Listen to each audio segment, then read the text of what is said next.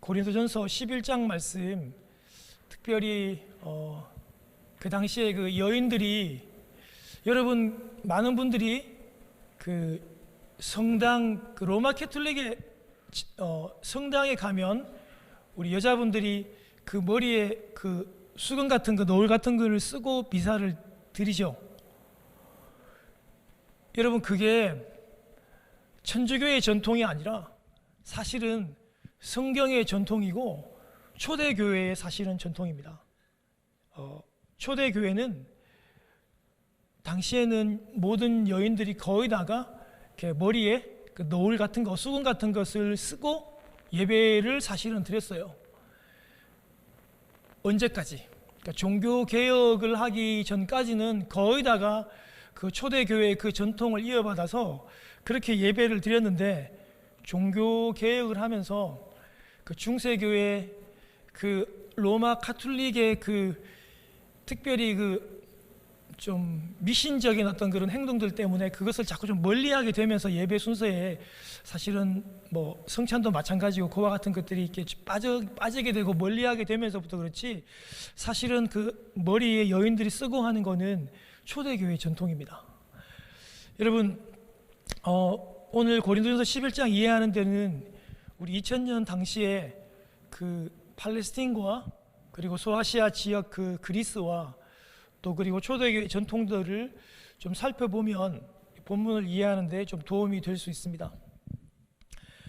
당시 여러분, 우리 여인들이 집을 났을 때는 반드시 머리에 수건으로 그 머리를 이렇게 싸고 그 얼굴을 가렸습니다.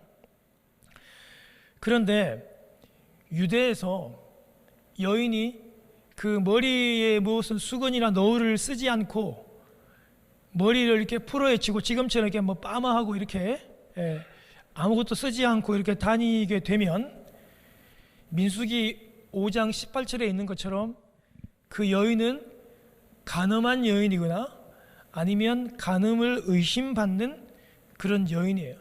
그러니까 머리카락을 여인이 이렇게 풀어헤치고 다니는 거는 그 부정함의 표식입니다.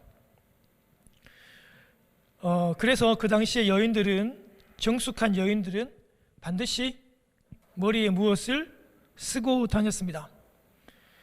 고린도 지역과 같은 그런 음란한 도시에는요, 그 신전에 그 창녀들이 많았다고 그랬죠. 공창들이 많았는데요. 그런데 이 여사제, 이 창녀들이 자신들이 섬기는 그 신이죠, 그 마귀와 신접할 때 그들이 머리를 풀어헤치고 그 신접하는 그 음성을 전하고 내었다고 하죠. 그래서 머리를 풀어헤치는 것은 2000년 그 당시에 굉장히 사회적으로 부도덕한 의미이고, 또 예배 시간 안에는 그거는 사탄과 마귀와 신접하는 그런 어떤 외형적인 모습이고 신호이기도 해요. 그리고 여러분, 고린도에서 그 동성 연애를 하는 그 여인들 중에서 특별히 그 또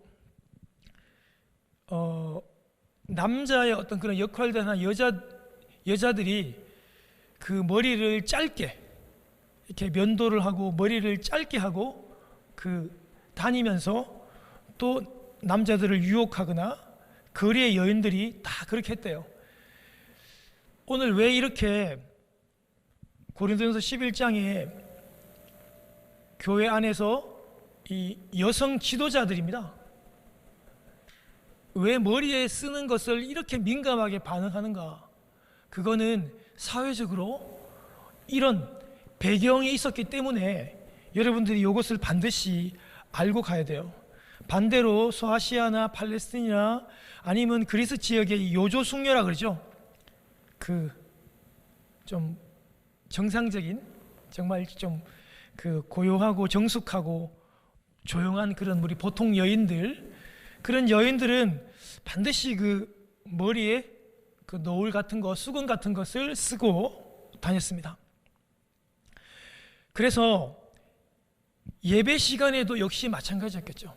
예배 시간에도 예배를 드리러 오는 이 모든 여성들은 우리 오늘 서 권사님처럼, 서 권사님은 오늘 아주 그 패션에 신경을 많이 쓰셨기 때문에 머리에 우리 까만 우리 모자를 쓰고 오셨지만, 이렇게 머리에 무엇을 쓰고 얼굴을 가리는 것이 굉장히 정상적이었어요. 제가 미국에 처음 왔을 때 제가 남부에서 제가 EL에서 공부를 하는데 제가 모자를 잘 안 쓰는데, 그때 모자를 실내에 쓰고 있으니까 그 우리 선생님이, 우리 교수님이 저한테 아주 그 정중한 충고를 하더라고요. 남쪽 휴스턴 쪽에는 그 교회에서나 실내에서나 학교에서는 그 모자를 이렇게 다 탈모를 해야지 된다고, 모자를 쓰는 것이 또 굉장히 또 이게 약간 경우에 어긋난 일이라고 저한테 얘기를 하시면서 모자를 벗어줄 것을 그러니까 저한테 가르쳐 주는 거죠. 한국에서 처음 왔으니까. 우리가 생각하는 어떤 문화들이 다 다를 수 있지만, 그 당시 고린도에 여자들이 머리에 쓰는, 그리고 예배 시간에 왔을 때 그것을 써야 하는 그런 상황들을 저희들이 잠시 살펴보았습니다. 여러분, 예배 시간에 수건과 너울을 쓰든 안 쓰든 그거는 예배의 본질에 전혀 영향을 줄 수 없습니다. 우리가 모자를 쓰든 수건을 쓰든 너울을 쓰든 그것 자체가 예배의 본질에 영향을 주는 것은 아니지만, 그러나 그 사회 분위기를 한번 보세요. 모자를, 너울을 머리에 수건을 안 쓰는 거는 창녀들이나 동성 연애자들이 하는 그런 행동이에요. 그런데 굳이 예배를 드리러 와서 예배 시간에 여자 리더들이 앞에 가서 기도하고, 여기서 예언한다는 건 설교한다는 거거든요. 바울 사도께서 그 갈라디아 3장 28절을 근거로 그 여성 지도자들에게도 남성들과 동등하게 벌써 2000년 전에 그렇게 사역을 했어요. 이거는 파격적이다 못해 이건 거의 혁명적이에요. 그렇게 이제 여성 지도자를 잘 세웠는데, 그들이 그걸 좀 감안하고 좀 겸손하고 좀 사회 분위기를 살폈으면 좋겠는데, 우리도 남자들하고 동등하다고 그 머리에 쓴 이 너울을 벗고 머리를 풀어헤치고 기도를 하니까 굳이 그렇게 할 필요가 없잖아요. 그렇게 하는 일은 그 사회의 부정한 여인들이 하는 그런 모습인데, 굳이 교회 리더들이, 앞에서 기도하는 사람이, 앞에서 설교하는 사람이 그렇게 할 이유가 없다는 거예요. 오늘 결론적으로 여러분, 우리 사도 바울께서 당신이 그렇게 가르쳤어요. 여자들이 남자들과 함께 동등하게 사역에 참여해야 한다. 그래서 여인들도 기도할 수 있도록 앞서 세웠고, 설교할 수 있도록, 예언할 수 있도록 또 앞서 세웠지만, 결론적으로 머리에 그 두건을, 너울을 쓰고 기도하고 설교하라고 가르쳐주고 계시는 거예요. 여러분, 실제적으로 역사적인 1세기 말에 그 문건 편지가 발견됐는데요. 여러분, 그 터키 지역이죠. 그 소아시아 그 북쪽에 있는 비두니아하고 여러분 그 본도에 있는 총독 필린이라고 하는 총독이요, 로마 황제에게 편지를 써요.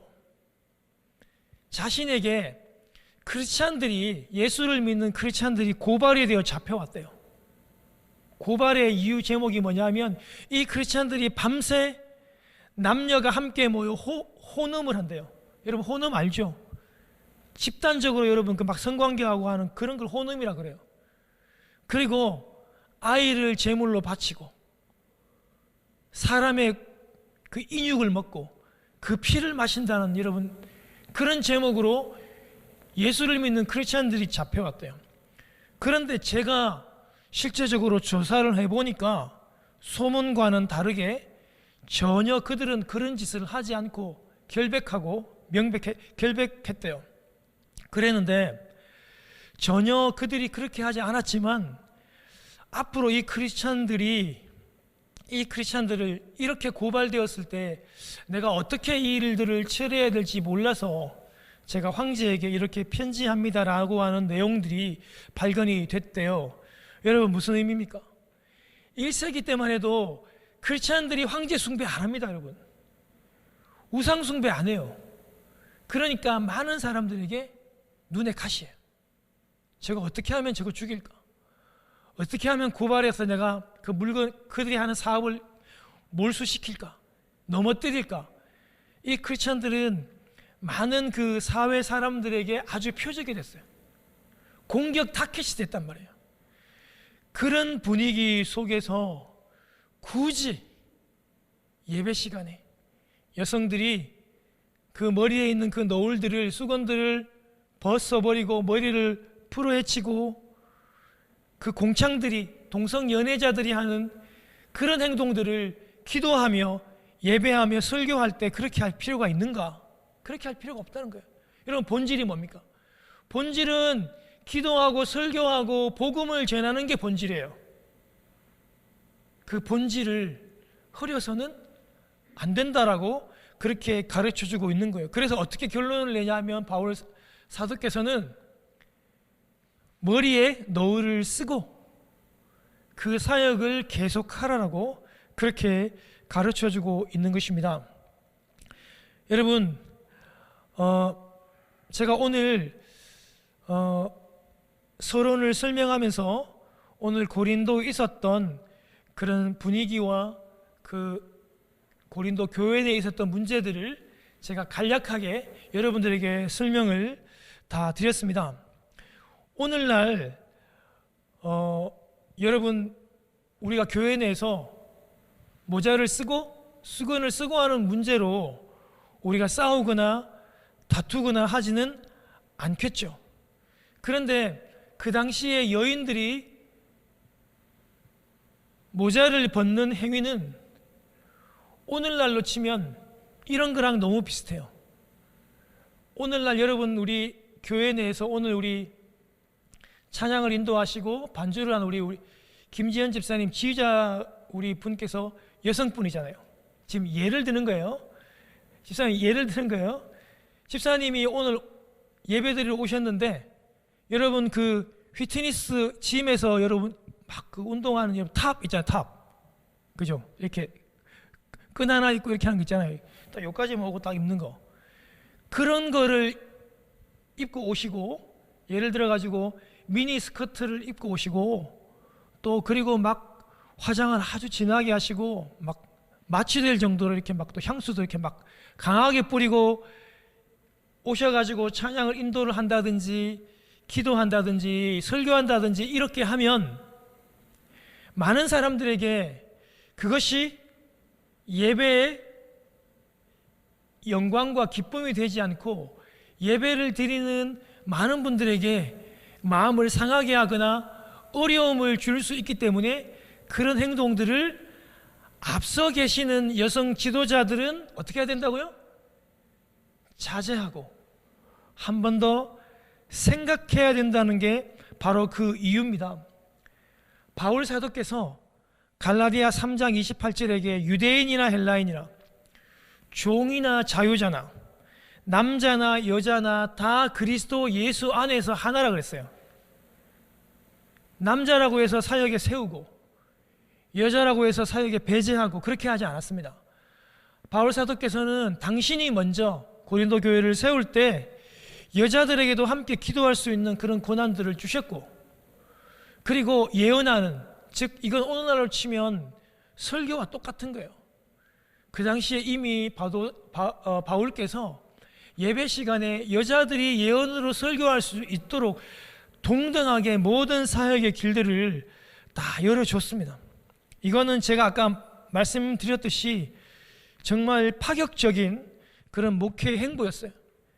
그 당시 사람으로서는 이해가 되지 않는 그런 혁명에 가까운 목회적인 행동이었다는 거예요.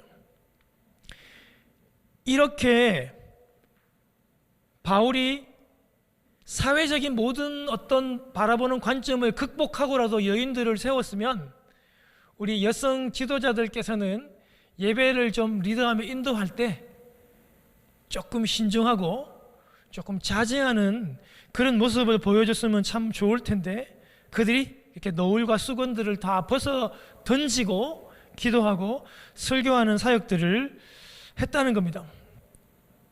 사랑하는 여러분,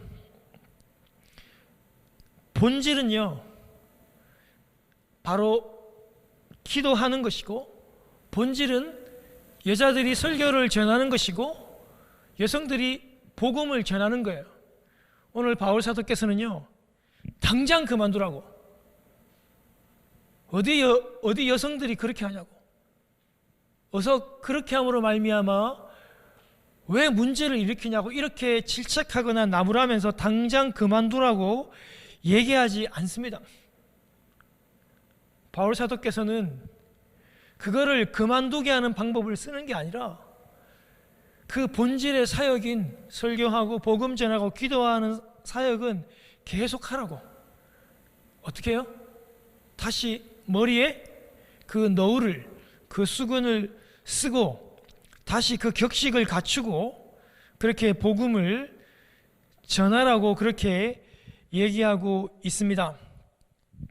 사랑하는 성도 여러분, 우리가 오늘 이 교회 함께 모여 예배하고 우리가 함께 믿음 생활 하실 때 나에게 있어가지고 아무리 100% 확실하고 옳은 것이라고 할지라도, 신념이 있다 할지라도 우리는 그런 문제 앞에서 항상 공동체에 있는 연약한 사람, 이것을 다르게 받아들일 수 있는 그 사람들을 항상 생각하는 지혜가 필요합니다. 여러분, 우리가 재작년에 그런 일이 있었죠.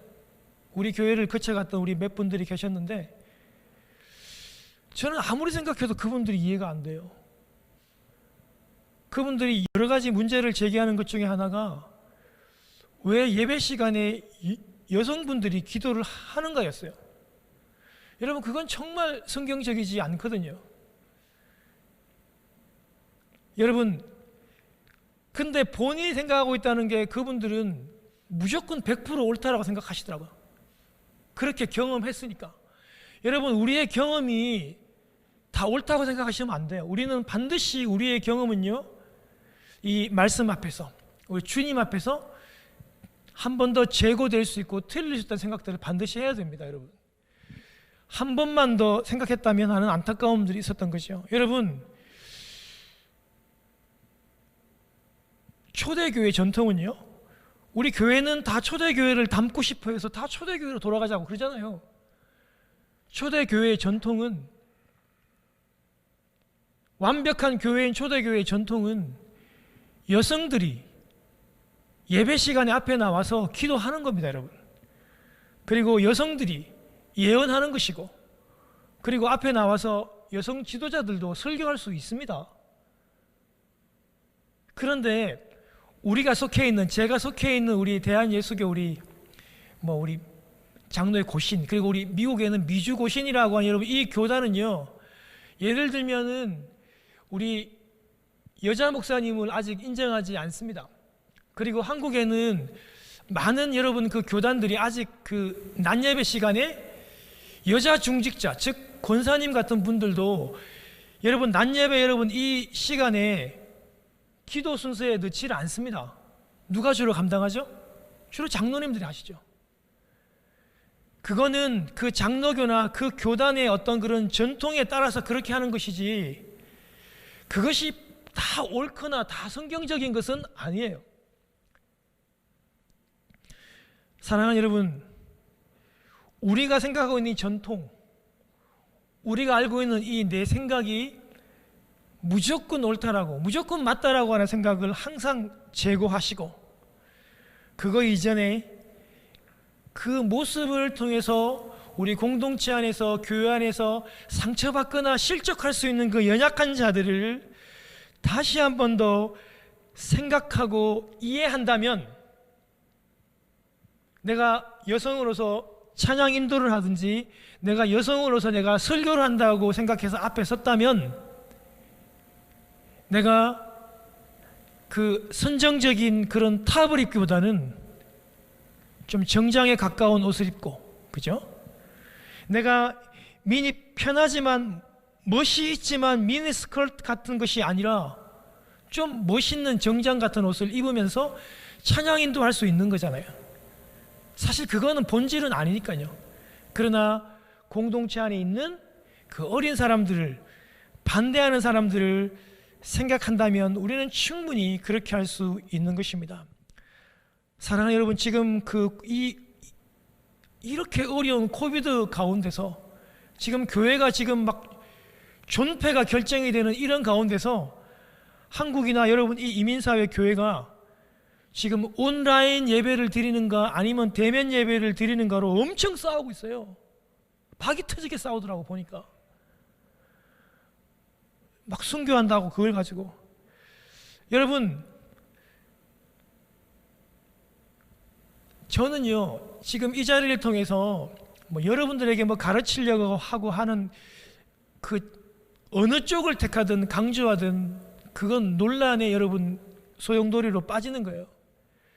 그러나 여러분, 우리도 여러분 한동안 여러분 이 시티가 막고 이 교회가 막아서 여러분 저희들 예배 못 드렸습니다. 이게 대면 예배 못 드리고 우리가 온라인 예배 드렸잖아요. 그러면 그 예배는 하나님 앞에 예배가 아닙니까? 저는 그게 만약에 예배가 아니었으면 그러면 저는 우리 가족이 와서 드렸던 그 한 6, 7개월 동안의 그 예배는 뭡니까 그러면? 그 예배가 아닌 거 알면서도 제가 와서 주일 와서 그런 일을 했겠습니까? 또 빌 목사님과 이 교회는 그런 일을 했겠습니까? 여러분 아니거든요. 우리가 무엇이 본질인지 비본질인 것을 기억하고 오히려 지금 그 문제로 싸우는 거 그것 때문에 더 연약한 사람들이 교회를 떠나간다는 것을 더 생각해야 돼요. 그래서 지금도 여러분 우리 교인들 가운데서 예배 참석하지 못해서 집에서 지금 온라인으로 예배 드리시는 집사님들이 계세요. 우리는 더 중요한 본질을 생각하고 이 공동체 안에서 신앙이 어린 연약한 사람들을 생각하며 기억하는 여러분들이 꼭 되었으면 좋겠어요. 사랑하는 여러분, 제가 이제 그 고린도 교회 안에 있었던 두 번째 문제, 여러분 성찬식에 관련된 문제입니다. 여러분, 우리 성찬은 그 주님께서 저희들에게 주신, 여러분 잘 기억하셔야 돼요. 이건 잊으면 절대 안 돼요. 주님께서 우리에게 주시는 은혜의 여러분 그 통로 방편이 있어요. 하나님께서 우리에게 은혜를 주시는 방법이 있다고요. 통로가 있다고요. 그 세 가지, 대표적인 세 가지가 뭐냐면 말씀과 기도와 그리고 나머지 한 가지가 바로 이 성찬입니다. 여러분 이건 진짜 반드시 외우고 알고 계셔야 돼요. 여러분 뭐 기도원 가서 환상 같은 걸로 여러분 하나님께서 그렇게 은혜 주시는 게 아니라고. 여러분 말씀과 기도와 바로 이 성찬입니다. 제가 여러분 성찬식 할 때마다 제가 여러분들에게 말씀드리죠. 이거는 여러분 다른 사람이 만든 거 아니에요. 여러분 예수님은 제도 행정 이런 거 엄청 싫어해요. 만든 적도 없고. 그런데 유일하게 예수님께서 만드신 그 제도예요. 그리고 이거 지키라고 주님께서 명령을 저희들에게 하셨어요. 여러분 초대교회는 매 모임마다 매 예배마다 찬송하고 예배하고 그 다음에 우리 교회가 하는 것처럼 애찬을 했습니다. 애찬하고 난 다음에 바로 연이어서 성찬을 했습니다. 초대교회는 모든 예배, 모든 모임마다 반드시 성찬을 함께 드렸습니다. 그런데 그 전통이 이어오다가 종교개혁과 함께, 여러분 이 종교개혁은 이 중세시대 때의 로마 카톨릭에 대한 어떤 그런 그 반발이 굉장히 심해요. 그리고 실제로 여러분 이 그 로마 카톨릭에서는 이 성찬을 굉장히 그 미신으로 많이 바꿔놨어요. 화채새 같은 경우에 실제적으로 여러분 그 떡과 포도주를 먹는 그 순간에 그게 실제로 변한다 그래가지고 하여튼 미신적인 요소가 많아요.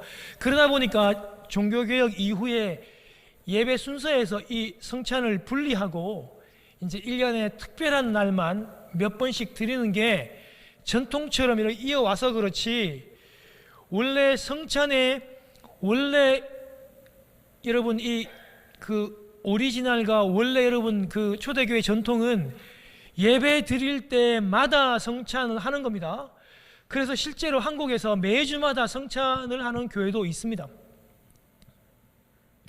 여러분 성찬식의 가장 큰 의미가 뭡니까?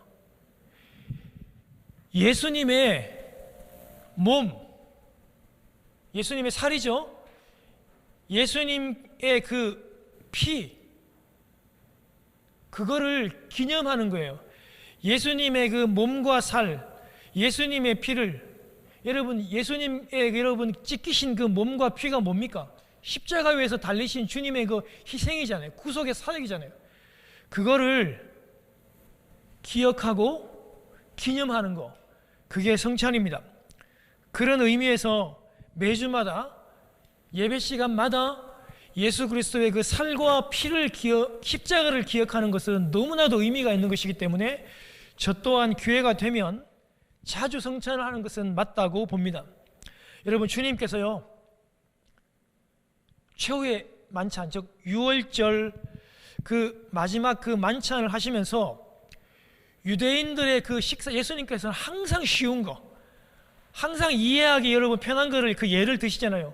예수님이 그 만찬 식사하면서 유대인들의 그 식사의 주식이었던 그 떡과 포도주를 가지고 그것을 들고 주님께서 당신이 십자가 위에서 죽을 그 구속의 사역을 지금 설명하시고 가르쳐 주는 겁니다. 여러분, 음식이라는 게 우리 몸에 들어오면요, 우리 몸을 살립니다. 음료라는 것이 우리 몸에, 물이 우리 몸에 들어오면 우리를 살리잖아요. 물과 음식 없이 일주일만 지나면 우리 죽어요. 음식이, 밥이, 주식이 우리 몸에 들어와 우리 그걸 먹음으로 우리가 살아나듯이, 영양분이 되어 우리가 살아나듯이, 생명이 되듯이 예수님이 말씀하시기를 그 떡, 식사 아닙니까? 그렇죠? 그 포도주를 들어서 이게 내 살이고 이게 내 피다, 그렇게 주님이 설명을 딱 하시는 거예요. 쉽게 이해되도록. 그들이 매일 밥을 먹잖아요. 매일. 그게 성찬의 여러분 의미입니다. 그러면서 주님이 이 떡 내 살입니다, 이 잔 포도주 내 피입니다, 이거를 너희들이 받아 먹으라고 주시는 겁니다. 이 말이 뭡니까? 떡이신 당신, 영원한 생명이신 당신 예수 그리스도를 먹으라고 그러는 거예요. 그 피를 먹으래요. 그 먹을 때 음식이 우리 몸에 영향이 되고 우리를 살리듯 예수 그리스도가 그 떡이신 포도주이시고 피이신 예수 그리스도가 우리 몸으로 들어와 우리와 함께 연합하고 함께 살고 함께 거한다는 그런 거를, 그런 의미를 주님이 가르쳐 주기를 원했어요. 어떤 방법으로? 실제로 예수님의 그 살을 뜯어먹는 게 아니라 그 십자가의 방법으로. 이제 내일이 되면 우리 예수님께서 십자가 위에 그렇게 몸을 찢고 피를 흘리시면서 그걸 믿는 사람에게 주님께서 그 안에 들어가 함께 거하고 하나의 어떤 그런 연합이 되고 영원히 그와 함께 살겠다라고 하는 그런 의미를 성찬을 통해 말씀을 해 주었던 거예요. 여러분, 실제로 우리 예수님께서 요한복음에 계속 강조하시는 게 뭐예요? 나는 영원한 떡이라고, 나는 영생하는 떡이라고, 그래서 이 떡을 먹는 사람은 영원히 살겠다고 계속 말씀을 하시잖아요. 사랑하는 여러분, 이렇게 주님의 성찬의 의미는요, 남을 살리는 거예요. 내가 죽어서 상대방을 살리고 죄인들을 살리는, 내가 죽어 남을 살리는 십자가의 이타적인 삶을 가르쳐 주는 거예요. 주님, 당신 자신이 죽어 당신의 몸을 찢어 살을 뜯어 피를 흘려 죄인들을 살리고 남을 살리고 이타적인 것을 살리는 것이 바로 이 성찬의 기본적인 개념입니다. 사랑하는 여러분, 그런데 고린도 교인들은 그 성찬을 하면서 어떻게 했어요? 여러분, 고린도 교회는요, 그 당시 초대교회는 부자도 있고 권력자도 있습니다. 굉장히 여유가 있죠, 그죠? 그리고 그 교회 내에서 노예들, 가난한 사람들도 있습니다. 여러분 생각해 보십시오. 그 당시에 여러분 성찬은 오늘처럼 찢어가지고 하는 그런, 나눠서 하는 그런 상징의 의미가 아니라 실제로 여러분 그 애찬이고 식사였거든요. 그래서 실제로 보면, 기록에 보면 우리 교인들처럼 이렇게 집사님은 뭐 갈비찜을 해오시고 이렇게 음식을 이렇게 다 나눠서, 집사님은 백설기를 해오시고 음식을 다 나누었던 거예요. 다 나눠 가지고 그 음식을 가지고 성찬을 했습니다. 부자들이고 여유가 있는 사람들은 풍족하고 좋고 아름다운 음식들을 많이 해오고 일을 하지 않으니까 예배 시간에 일찍 와서 앞자리에 앉았던 거예요. 그런데 반면 가난한 노예 출신들은 주인이 맡아서 하는 일들을 다 해야만 했고 일을 다 마치고 난 다음에 늦게 예배에 참석을 하게 되었던 겁니다. 그때 모임은 주로 밤이었대요. 그런데 풍족하게 싸온 그 음식을 그 부자들이 앞에 앉아서 자기들끼리 자기 파가 좀 진하다고 그 음식을 배가 터지도록, 메시지 성경에 보면 돼지라고 해요. 돼지처럼 그 포도주를 상징적으로 의미를 마시는 게 아니라 그 포도주를 벌컥벌컥 마심으로 취하는 사람이 생기게 된다는 거예요. 그런데 종일 고생하고 있는 노예 출신들은, 여러분, 이런 성도들은 배를 줄이면서 그 성찬식과 예배에 참석했는데 먹을 게 하나도 없는 거예요. 여러분, 이게 말이 되는 겁니까? 여러분, 먹는 거에서 항상 마음이 상해요. 여러분, 제가 그렇거든요. 저는 식사가 조금만 늦으면 저는 엄청나게 화가 나요. 먹는 것 때문에 거의 다 마음 상해요. 근데 여러분, 바울 사도께서 엄청나게 질책합니다. 너희들이 왜 배고프면 집에서 먹지? 너희들이 집이 없어? 배고프면 집에서 먹고 오면 되지. 왜 그런 행동을 하면서 가난한 사람들을 멸시하고 교회를 멸시하고 그들의 마음을 아프게 하냐?